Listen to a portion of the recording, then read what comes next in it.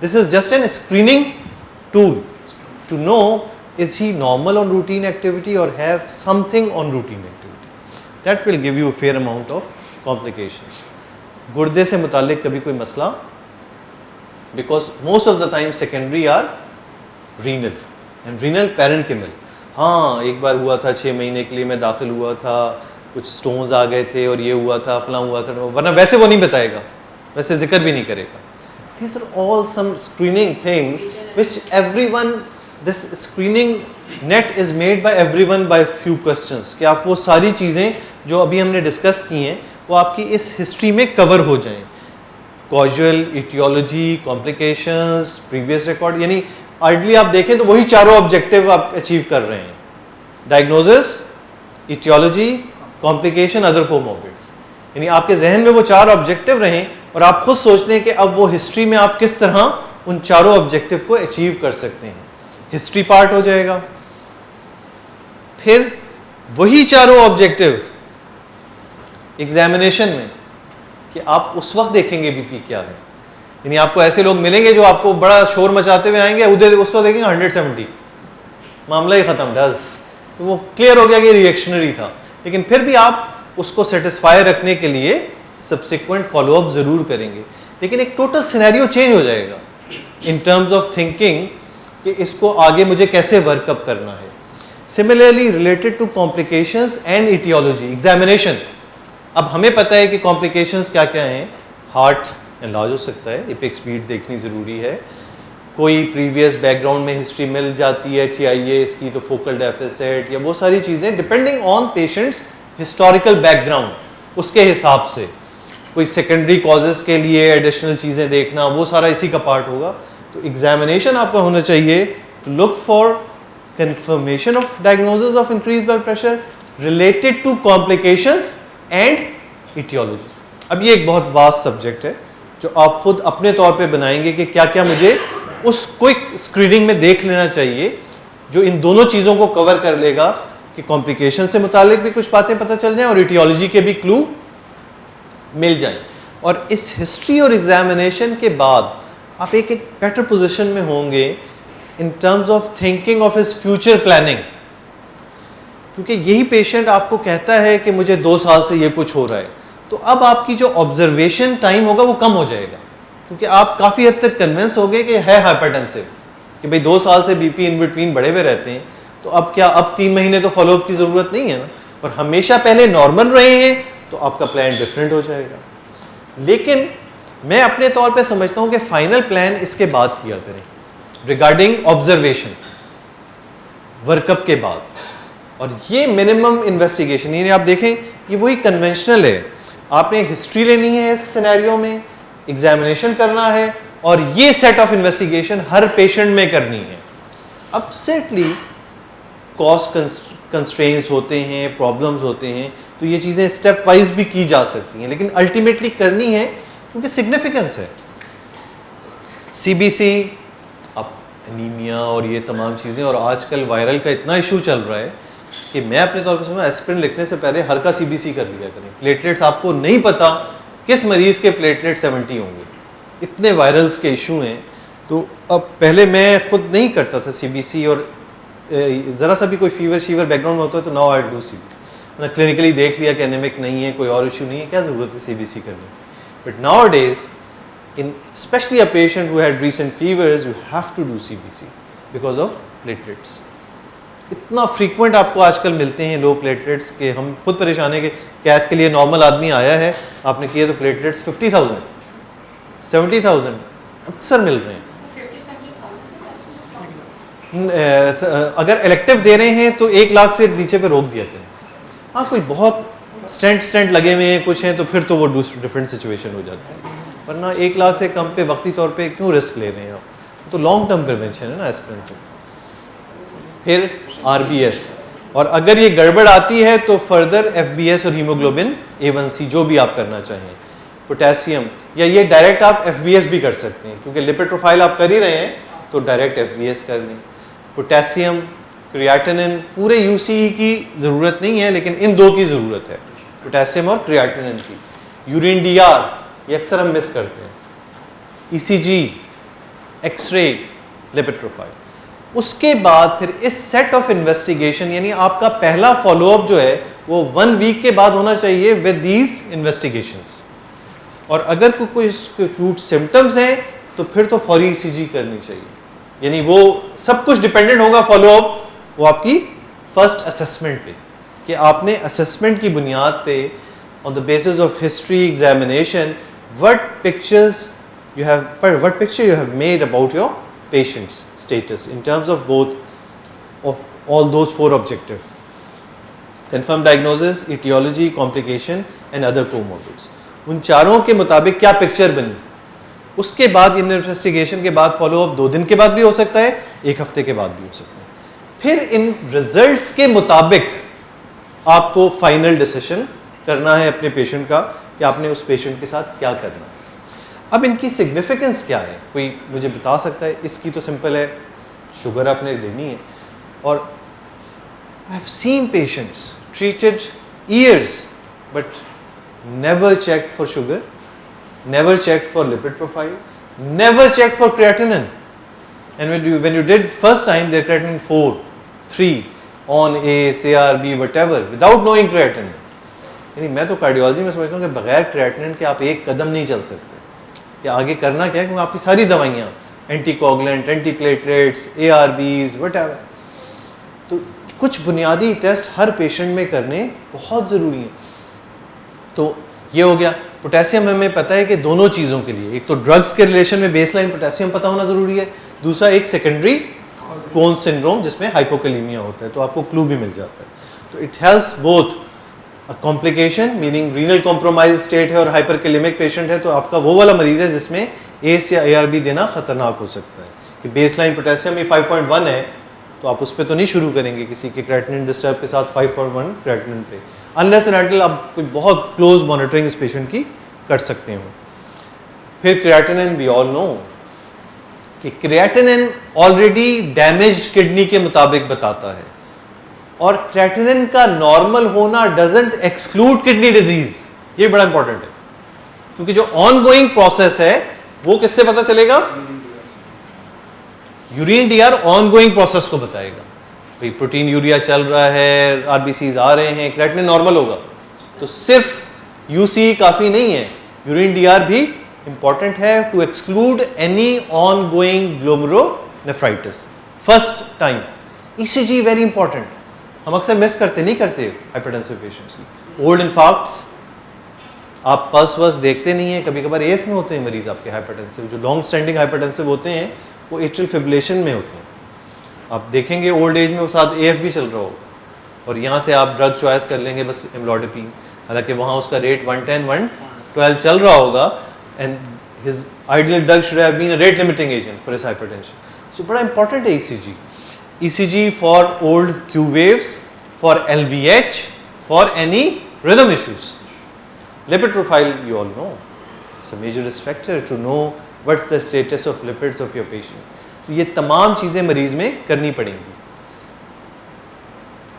और फिर ये तो अभी हमने टारगेट और गोल्स जो हैं वो इसी पे डिपेंडेंट होंगे। अब तो JNC 8 ने आसान कर दिए, वरना इससे पहले तो इवन प्राइमरी केयर को भी सोचना होता था कि मेरा पेशेंट डायबिटिक है तो 130/80 होगा, डायबिटिक और प्रोटीन यूरिक है तो और कम होगा, 1 ग्राम से ज़्यादा प्रोटीन है तो और कम होगा। ये सारे, और अभी भी आप उसकी डिटेल्स में जाके पढ़ेंगे तो उसने JNC 8 ने लिख दिया, it depends on target and goal can be made according to your patients clinical status. ये जो सारी उन्होंने दी है जनरल पॉपुलेशन के लिए दी हुई, तो वो आप चेंज कर सकते हैं गोल।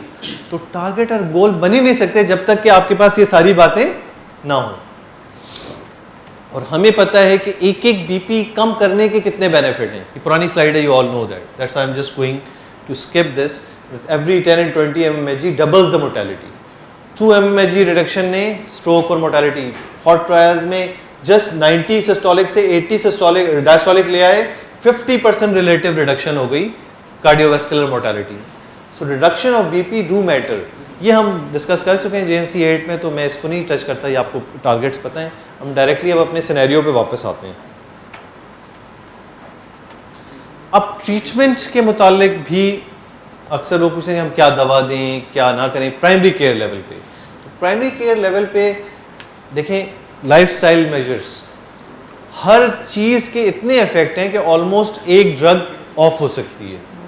तो जो माइल्डली हाइपरटेंसिव विदाउट रिस्क हो, mild hypertension without comorbid without risk can keep on just general measures for next 3 months to see whether you are going to achieve their goals और नॉट। ये सारे तमाम चीज़ों से। इस पे किसी ने सवाल किया मुझे कि अगर लाइफ स्टाइल मॉडिफिकेशन के लिए किसी पेशेंट ने सब चीज़ों को फॉलो किया तो क्या ये सारे रिजल्ट को जमा करके उसका ब्लड प्रेशर माइनस? नहीं ऐसा तो नहीं। वैसे ही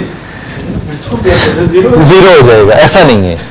तो ये जब इन कॉम्बिनेशन आते हैं तो ये समझ लें एक ड्रग के बराबर आपको बेनिफिट दे सकते हैं। यानी एक ड्रग से मुताबिक क्या है कि रेफरेंस से 20 mmHg सिस्टोलिक अगर आपका ऊपर हो और डायस्टोलिक 10 mmHg ऊपर हो और पेशेंट आपका बिल्कुल लो रिस्क है तो आप उसको कंजर्वेटिव मेजर पे टारगेट्स पे ला सकते हैं। तो एक ट्राई ले सकते हैं, लेकिन इसमें एक बात मैं आपको अपना प्रैक्टिकल एक्सपीरियंस बता दूं, इसमें पेशेंट टू पेशेंट वेरी करता है। एक पेशेंट वो होता है जो चाहता है मेरा नेक्स्ट डे बीपी बिल्कुल नॉर्मल हो जाए, एक पेशेंट वो होता है जो चाहता है मुझे दवा ना दी जाए, मैं थोड़ा सा वेट कर सकता हूँ। तो आपने उसको जो अगले दिन चाहता है उसको ज़बरदस्ती वो करने की कोशिश की तो वो अगले दिन किसी और की क्लिनिक से होगा, ये मैं बता दूँ आपको।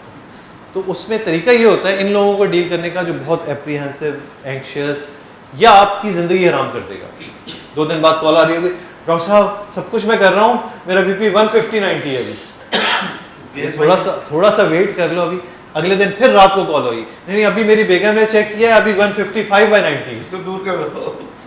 These sort of patients should be treated and just advise them along with drug treatment acquire your lifestyle modification as well, and if you are maintaining a very good blood pressure will take off the drug। तो इनकी psyche को क्योंकि वो anxiety की वजह से इसका BP रहेगा, क्योंकि उसको एक नंबर पता चल गया कि 140/90 से ऊपर हो तो पता नहीं कोई क़यामत टूट जाती है, हालांकि उन सिम्टम्स का उस बीपी से कोई ताल्लुक नहीं होता है, लेकिन उस एप्रीहेंशन की वजह से उसका बीपी फर्दर भी बढ़ा हुआ रहता है। तो फिर आप क्या करें, आप एक दवा शुरू कर दें, वो कि गाइडलाइन नहीं है लेकिन अब आपको गाइडलाइन से डिविएट करना पड़ता है। नहीं, वो बड़े खुश हो जाते हैं, अगले दिन का दूसरे तीसरे दिन बीपी 120/80 हो जाएगा ना, अब ये भूल जाएंगे इस चीज़ को कि ये भी कोई चीज़ थी, और फिर आहिस्ते आहिस्ते इवन 110/80 आ जाएगा। तो फिर आप इस पोजीशन में होंगे कि चलो हम दवा रिड्यूस करते हैं, और फिर अल्टीमेटली आपका गोल अचीव हो जाएगा कि कंजर्वेटिव मेजर पे ही ये बीपी रहेगा, लेकिन उसको समझाना पड़ेगा। ये अब आपका सब्जेक्टिव है, जो भी ट्राई कर सकते हैं कि जिस भी चीज़ों से आप बिल्कुल ये आपका अपना पर्सनल एक्सपीरियंस है कि हाउ, ये मैं अपना पर्सनल एक्सपीरियंस बता रहा हूँ, क्योंकि जो गाइडलाइन से डिविएशन है that is your own personal experiences, what ever favours you you can apply that in that situation. अच्छा, रिगार्डिंग ट्रीटमेंट ये अब कंसेंसस है कि आप इसी वजह से JNC 8 में जो है वो इतना कुछ लिबर्टी दी हुई है कि ये कंसेंसस ये है कि आप ब्लड प्रेशर अगर रिड्यूस कर रहे हैं पेशेंट का तो पेशेंट को हर हाल में बेनिफिट मिलेगा, चाहे कोई भी ड्रग यूज़ कर रहे हैं, चाहे कोई भी। तो पहला काम ये है कि बीपी रिडक्शन होनी चाहिए। अगर वो 1 रुपये की गोली से उसका हो रहा है और वो 1 रुपये की गोली ही ले सकता है, तो कोई हाई फाई स्टडी और कंपेलिंग इंडिकेशन के चक्कर में उसको 15-20 रुपये की दवा लिख के जो हफ्ते बाद वो छोड़ दे तो वो ज़्यादा नुकसान है। तो ये इंपॉर्टेंट है कि आप अपना पेशेंट का बैकग्राउंड असेस करें कि what is his financial constraint and whether he is going to take that drug for life long और नॉट। लेकिन उसके चक्कर में वो जो अफोर्ड कर सकता है उसको भी डिप्राइव ना करें, यानी वो आपकी सब्जेक्टिव जजमेंट होती है कि किसको रिसर्च पोर्टल से आप डिप्राइव करें इसलिए कि आपके पेन पे वो चढ़ी हुई है, तो ये भी गलत है। ठीक, ये पुरानी गाइडलाइन थी। नई जो नाइस गाइडलाइन है उसमें इस अंदाज से 2011 में दिया हुआ है कि एज लेस देन 55 हो तो एस या ARB, और अबव 55 है तो कैल्शियम चैनल ब्लॉकर, और फिर इन दोनों को कंबाइन कर सकते हैं और फिर थर्ड स्टेप पे इसको कंबाइन कर सकते हैं। अच्छा, ये कंपेलिंग इंडिकेशंस हैं, इसको मैं छोड़ देता हूँ, ये थोड़ा सा हमारा उससे डिविएट हो जाती है चीज़। ये है JNC 8। JNC 8 has given you liberty. Out of these 4 you can choose any for your general population. What are those? Thiazide, CCB, ACE और ARB। एक जनरल हाइपरटेंसिव में आप इन चारों में से कोई और कोई क्लास की या किसी स्पेसिफिक ग्रुप की कोई कदर नहीं है, कोई भी एज भी नहीं है इसका, एज भी नहीं, कोई भी इन चारों में से आप यूज कर सकते हैं as your first choice, but what it should be general population, compelling indication नहीं होनी चाहिए। जैसे अभी हमने एएफ की बात की, तो एएफ में आके कि यहाँ पे बीटा ब्लॉकर का जिक्र ही नहीं है, बीटा ब्लॉकर चलेगी क्योंकि रेट कंट्रोल करना एक कंपेलिंग इंडिकेशन है उसमें। हार्ट फेलियर है, ACRB या बीटा ब्लॉकर चलेगी, तो वो डिपेंड करता है कि कंपेलिंग इंडिकेशंस क्या हैं। सिर्फ इसमें इन्होंने, आप ये हैरान होंगे, CKD कंपेलिंग फॉर ACE और ARB जो हम नहीं देते हम क्या करते हैं कि भाई क्रेटिनिन बढ़ा हुआ है, ACE-ARB कॉन्ट्रा इंडिकेटेड हो गई, जबकि ये JNC 8 क्या कह रही है कि इनमें देनी ही ACE या ARB है। ऐसे लोग जिनको CKD हो जाए उसमें ACE या ARB CKD की प्रोग्रेशन को रोक देती है, तो इसलिए सर्टनली क्रेटिनिन और पोटेशियम का ख्याल रखते, ये बड़ा इंपॉर्टेंट है। सर हाइपरटेंशन की ट्रीटमेंट के लिए जब हम ये ARB या CCP या ACE भी स्टार्ट करें और पेशेंट्स का अमूमन जो है वो हार्ट में बढ़ा हुआ होता है, तो कॉम्बिनेशन में बीटा ब्लॉकर स्टार्ट नहीं करें। देखें, बीटा ब्लॉकर की कंपेलिंग इंडिकेशन आप पढ़ें अगर, तो जितना उसके खिलाफ प्रोपेगेंडा है वो सब आउट हो जाता है। क्या क्या? Inappropriate sinus tachycardia which is very common in young patients, और ये आजकल ढंडोरा बीटा ब्लॉकर का ऐसा पड़ा हुआ है कि कोई भी उस बेचारे यंग आदमी को या यंग फीमेल को नहीं दे रहा होता है बीटा ब्लॉकर। दुनिया भर की दवाइयाँ ट्राई हो जाएं, BP भी नॉर्मल हो जाए, अगर वो वाला पेशेंट है जिसका बेस लाइन हार्ट रेट 100-110 रहता है, उसको सुकून ही नहीं आएगा जब तक बीटा ब्लॉकर नहीं। That is your own subjective judgment. That's why I'm saying history examination and preliminary investigation are so important to chalk out the plan of your patient regarding. Yeah. बस उसका प्रॉब्लम बीटा ब्लॉकर का ये है कि कुछ एक आध studies ऐसी आई हैं जिसमें स्ट्रोक्स का evidence as compare to ARB उसमें ज़्यादा हुआ। वजह यही है कि वो सेंट्रल प्रेशर पे इतना इफेक्ट नहीं करती, पेरिफेरल प्रेशर लो नज़र आएगा लेकिन सेंट्रल फिर भी बढ़ा हुआ होगा। तो अब आप जब कॉम्बिनेशंस में यूज़ कर रहे हैं तो उसमें तो कोई डिफरेंस नहीं होता ना। आप उससे बीटा ब्लॉकर से वो वाला पार्ट अचीव कर रहे हैं जो रेट और सिंपैथेटिक एक्टिविटी का है, तो वो उसकी जहाँ ज़रूरत है वो ज़रूरत है। कौन सा पेशेंट है जो इस्केमिक हार्ट डिजीज़ नहीं है, हाइपरटेंसिव आफ्टर 50, बड़ा मेजॉरिटी फेलियर, सब जगह बीटा ब्लॉकर की, यानी आप गिनते जाएंगे तो आफ्टर 50 आपको बहुत छोटे से मरीज, कम मिकदार में मरीज मिलेंगे जो प्योर हाइपरटेंसिव हों जिनमें आप बीटा ब्लॉकर ना लिखें, वरना हर में लिखनी पड़ती है। वैसे भी 2 ड्रग रेजिम जो हमने देखी है मोस्ट ऑफ द टाइम और मोस्ट प्रिस्क्रिप्शंस में तो बीटा ब्लॉकर तो होता ही है, वो मजबूरी है क्योंकि वो रेट कंट्रोल है। और फिर कोई ऑलरेडी एग्जिस्टिंग बहुत नए लिखने वाले वो बड़े जो वो कि ओवर उसका प्रीवियस बीटा ब्लॉकर काट देते हैं, उससे होता है रिफ्लेक्स टेकिकार्डिया, और 3-4 दिन बाद ही वो मरीज ऐसा पता नहीं डॉक्टर साहब ने क्या दवाइयाँ दी हैं कि मैं तो बिल्कुल ही घबराहट रह रही है, वो और ज़्यादा टेकिकार्डिया हो। किसी का प्री एग्जिस्टिंग बीटा ब्लॉकर चल रहा हो तो कभी भी उसको एकदम से ना लो, स्लो टेपर करके रुकें और फिर देखें कि वो टॉलरेट कर रहा है उसको या नहीं कर रहा तो कम से कम लो डोज उसमें रहने दें। सारे अपने घर बता दूंगा तो मेरे मरीज these are all practical things you will learn by yourself and make your own strategy. These are all practical.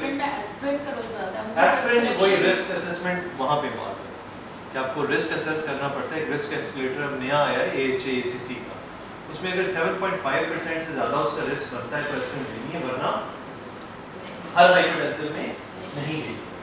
तो मैं दिखा दूंगा।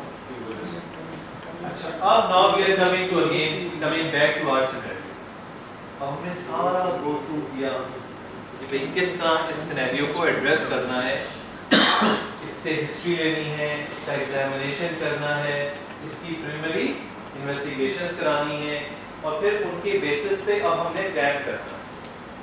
अब मैं उसके सारे जवाब दे रहा हूँ, उस पूरी असेसमेंट का जवाब आ गया है। अब प्लान आपका क्या होगा? हिस्ट्री एग्जामिनेशन और प्रिलिमिनरी इन्वेस्टिगेशन का, ये 4 ऑब्जेक्टिव्स थे हमारे। ये हमने सारे चारों ऑब्जेक्टिव के मुताबिक इस पेशेंट को असेस किया। Assessment revealed occasional increased blood pressure recording for last 2 years without significant symptoms and normal examination. FBS of 99, cholesterol 202, LDL 135 with normal rest of the investigations. आपने सारी चीजें दी, हर चीज ठीक है, कोई सिम्टम नहीं, कुछ नहीं, बैकग्राउंड में हिस्ट्री मिली कि 2 साल से ओकेजनल बीपी बढ़ता है, इसी किस्म की रीडिंग्स पिछले 2 साल से आ रही। ये आपके पास 1 हफ्ते बाद ये तमाम चीजों के साथ वापस आया रिपोर्ट्स के साथ। अब यहाँ से आप क्या करें? और है होता है कि गाइडलाइन के मुताबिक नहीं होते हैं मरीज की तो इंफॉर्मेशन जैसे आती है उसके मुताबिक। अब ये आपकी सब्जेक्टिव जजमेंट और विजडम होती है कि आपने कैसे गो अलोंग करना है। अब आपका प्लान क्या क्या होगा कि ये आपके further drug conservative for how long, then whatever how long.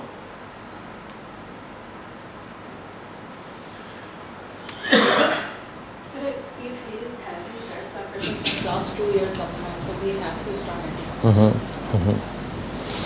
Antihypertensive कौन सी शुरू करेंगे? ACE according to age. 50 years था तो इसलिए आप एस करेंगे, ठीक है। कितनी? चले एस को छोड़ देते हैं, ये फिर जरा डिस्कशन गड़बड़ हो जाएगा। Lifestyle modification should be followed for 3 months. 3 months, ठीक है। और फिर वो उससे नहीं अचीव हुआ तो फिर आप एग्री करते हैं कि दवा शुरू कर दें, 50 और जो What are the creatinine है, readings most of the time? ठीक है। प्रीवियस जो भी बड़े हुए रीडिंग आती थी वो क्या आती थी? जी। Good, Whether non-pharmacological meds on lifestyle modification has been done or not. बिल्कुल गुड। और अगर उसके मुताबिक फिर अगर पहले कर चुका है तो फिर ड्रग नहीं कुछ किए, लाइफस्टाइल बहुत ही इरेटिक है।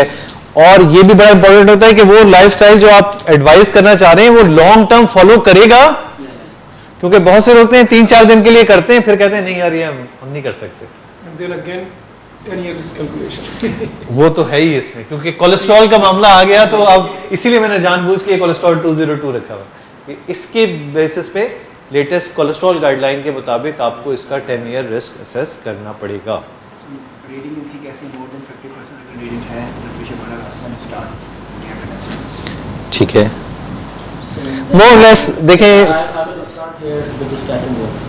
ओके स्टैटिन अभी इसमें मैं आपको बता दूं वो हमारा सब्जेक्ट नहीं है, तो मैं आपको वो एंड में कोशिश करूंगा कि कवर कर दूं जो लेटेस्ट गाइडलाइन है।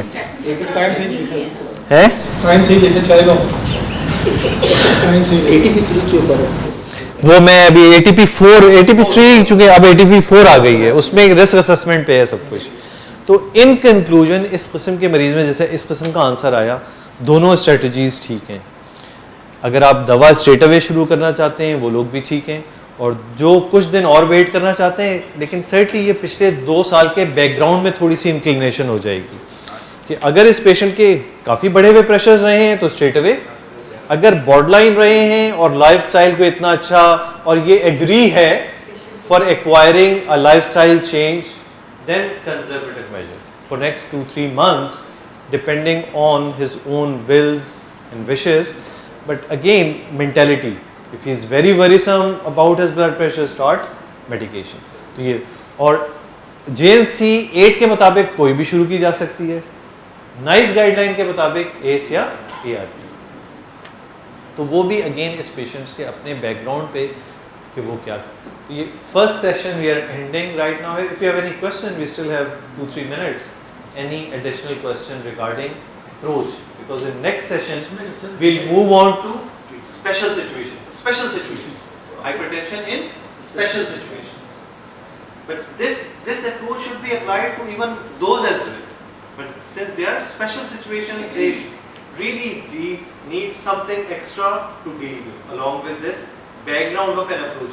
This approach should be applied. We'll give you the handouts, but I'll request you should go through them very carefully to make a plan for first yourself, for your patient. Then how to inculcate this plan to your juniors and other colleagues and make short classes in your institutes, wherever you are, with your juniors, to convey this message to them. How to approach a newly diagnosed hypertension. जी, कोई भी ज़हन में बात इससे बता sublingual कैप्रोकल का क्या है? वो स्पेशल सिचुएशन में आएगा, हम हाइपरटेंसिव इमरजेंसी डील करेंगे तो उसमें हम आएंगे। इसमें जैसे आपने कंक्लूड किया कि दिस इज लाइक वेरिएबल, भाई इस सिचुएशन में कोई पेशेंट आता है तो एप्रीहेंशन में है और चाहता है कि दवाई लेना है, इसकी मंशा के मुताबिक काम करो। हमारे जो इस गाइडलाइन के तहत according to the guideline lifestyle should be followed. देखिए 2 साल का है ना वो होता है। देखिए हमारे यहाँ क्या होता है, देखिए उनका और हमारा सिस्टम फर्क है। उनका क्या होता है कि उनका आप एक क्लिक मारते हैं, बचपन से लेके आज तक का सारा रिकॉर्ड यूं सामने आता है। हमारे यहाँ तो रिकॉर्डिंग तो होता यही है। होता क्या है कि डॉक्टर जीपी ने चेक किया 150-90 है, कुछ दवा दी, कुछ दिन चली, तो ये हमारे यहाँ बड़ा डिसीजन उस गाइडलाइन को आप रेप्लिकेट नहीं कर सकते। इसी में वही देखिए ये सब वही, इसीलिए मैं कह रहा हूँ कि आप भी ठीक हैं और जो ड्रग शुरू है वो अब उस एविडेंस को आप किस तरह लेते हैं और किस तरह उस गाइडलाइन में इनकलकेट करके आप इन्फ्रेंस निकाल रहे हैं। जो आदमी उस 2 साल की रीडिंग को नॉर्मल नंबर से बढ़े हुए ब्लड प्रेशर ले रहा है तो उसके लिए तो समझ लें मॉनिटरिंग तो हो गई कि भाई 2 साल के बीपी बढ़े हुए हैं तो ना is straight away in the phase of hypertension. और एक आदमी आता है वो कहता है मेरा पिछले महीने तक 120-80 आता है और ये अभी पिछले 1 हफ्ते से, ये टोटली डिफरेंट पेशेंट हो जाता है।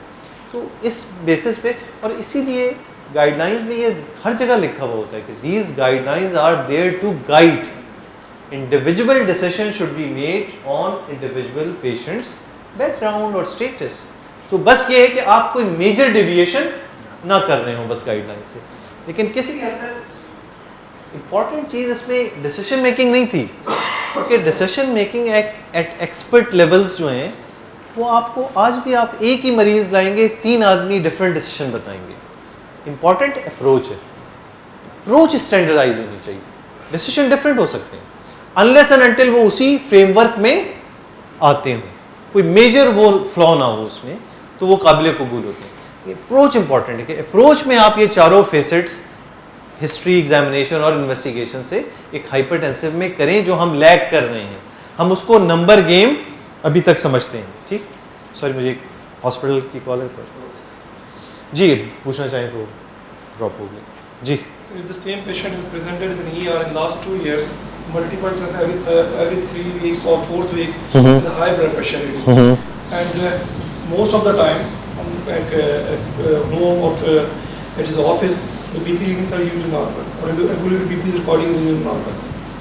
Then what should we do? देखिए अगेन सब्जेक्टिव, ठीक है।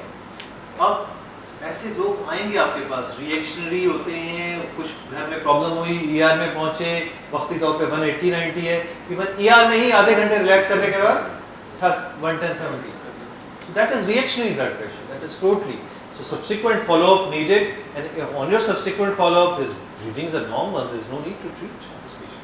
ठीक है, यहाँ पे हम फर्स्ट सेशन एंड करते हैं। we have a tea break of 15 minutes and we want to start at exactly 11:30. You can take your tea and things here so that we can end up just before 1 p.m. the second session.